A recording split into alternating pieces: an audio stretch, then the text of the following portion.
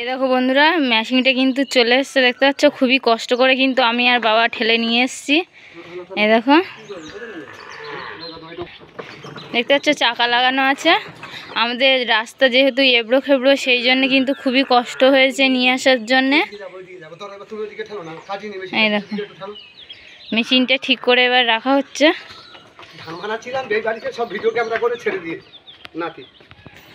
এভাবে মেশিনটা ঠিকভাবে ভালো করে লাইন করে রাখা হচ্ছে। আমি কিন্তু ঠেলে এনে দিয়েছি, এখন বাবা কিন্তু করছে। বাবা বেশি ঠেলেছে। আর যেহেতু রাস্তায় ইট দেওয়া নেই আমাদের, সেই জন্য নতুন মাটি কেটে দেওয়া হয়েছে, সেই জন্য কিন্তু খুবই অসুবিধা হয়েছে আনা।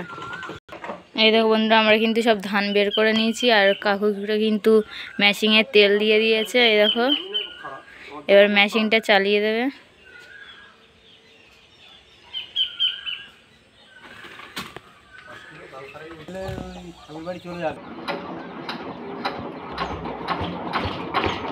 এই দেখো, আমাদের মেশিন কিন্তু স্টার্ট হয়ে গেছে।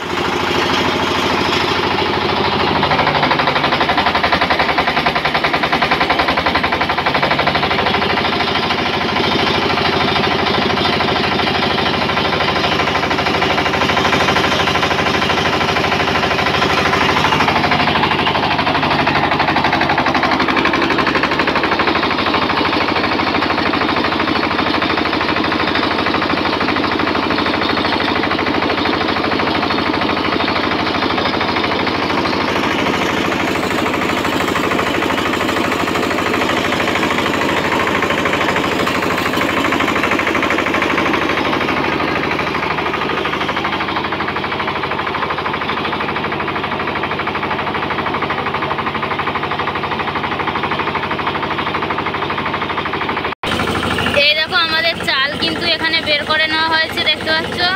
এই চাল কিন্তু আবার মেশিনে দেওয়া হবে, দেওয়ার পর ভালো করে পরিষ্কার করে বের করে আনা হবে। এই দেখো, আবার পরিষ্কার করে বের করে নেবে, পুরো চাল আলাদা আর গুঁড়ো আলাদা করে।